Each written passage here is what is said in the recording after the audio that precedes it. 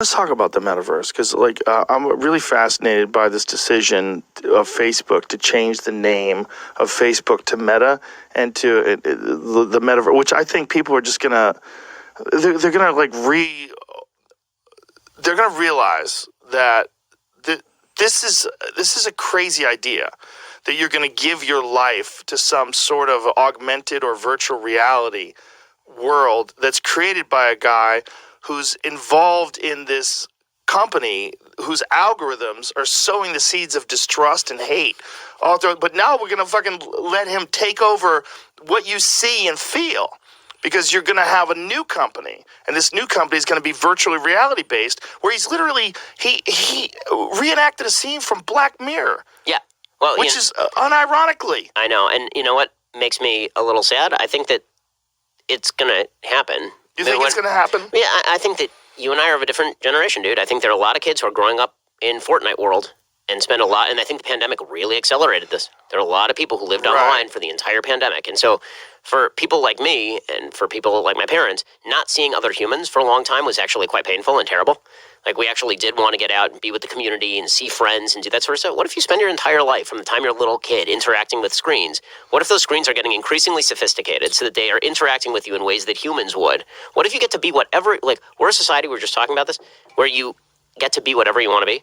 What if there's a world where you actually can be and everybody sees you the way you want to be seen? Would you rather live there where you're like rich and good looking and everybody likes you? Or would you rather live in the real world where you're disconnected from all of that and you end up with like Ready Player One world? I think it's going to happen. It's as long as it can become indistinguishable from reality, which it will be able to be. It's going to take time, whether it's 5 years or 10 years. If you go back and look at Pong, which was the first game that I ever saw when I was a child, it's ridiculous. It's like a white ball that bounces across, and you have a straight line. Two paddles, yep. That's a paddle, and it's the dumbest game that you could never convince a child to play today. They'd be like, get the fuck out of here with that stupid game. I can go play fucking Halo, right?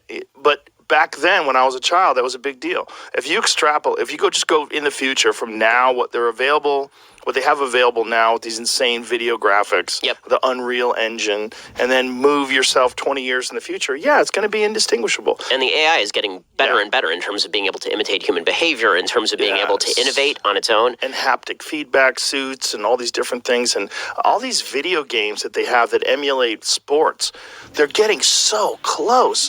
When you watch these basketball games, and the UFC has a game, when you watch these the players, the fighters move around, like, God, it's so close. It's not quite there, but they're getting better and better with each iteration, and it's just a matter of time. And what I wonder is if we are innovating ourselves, and when it comes to this stuff, if we're innovating ourselves out of existence as a civilization. But don't you think that's probably where this goes?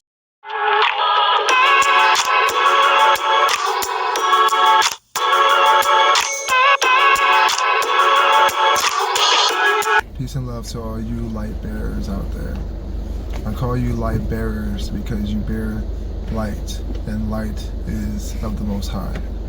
But yeah, so today, real quick, I just wanted to speak a message that's been on my heart recently as I continue to learn what we're a part of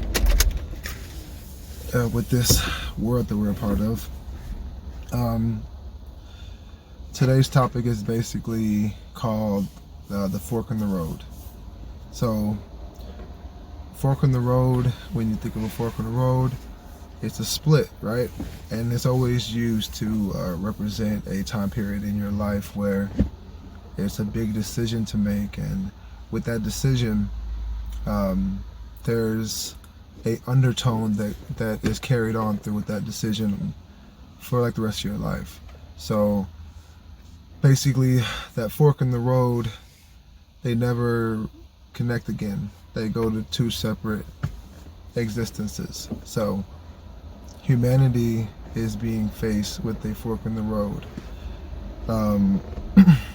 Learning about the if you haven't looked into the social initiative of 2045, they have a plan to do certain things and have people in a reality that is unlike anything we've ever even thought of or even could imagine. But they're basically making like a new reality for you to choose a synthetic universe or a organic universe. And the world around us is feeling this new energy from the planet. The planet is waking up, and therefore the people that are connected to the planet are also waking up. But there are also beings here that are not about nature. They're about science and synthetic, artificial type of aspects. So all these new technologies that we're being introduced to are precursors to the reality that they have already planned in like the next 30 years. So the fork in the road represents us choosing either a natural reality or a synthetic reality. And basically we're going to leave this place regardless. Like, this plane that we're a part of is only a stepping stone, and we are shifting into a newer reality. And there's two ways to go now. You can either go through science and Elon Musk and Mark Zuckerberg, or however you say his name. You can go that route with them, or you can stay with your body and have your body go through upgrades.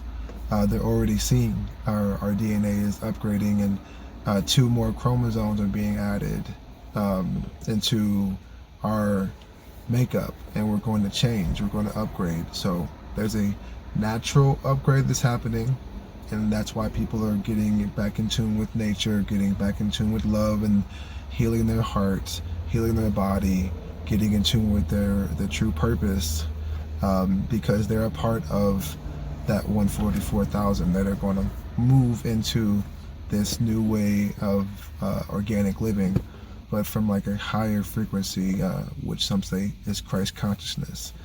But then you have people who are doing the opposite, who are getting more and more synthetic, eating fake food, having heavy hearts, lack of self-love. So it's science-based. And in order to move into the upgrades that are happening, you're going to have to be having self-love and taking care of your body and giving it clean water and living food, living water. But there are people who are going the cyborg way, where they don't need to care about their body or have self-love, because they're about to abandon their body and literally jump from an organic body that can die to a immortality, or a light body that can't die. And this is a very deep topic, but fact of the matter is, this is a decision that we're all going to have to face. Is either we're going to learn how to utilize our body that we have now, keep it clean, healthy, and become in tune with it to raise the frequency and move into these new upgrades naturally, or you can go artificially.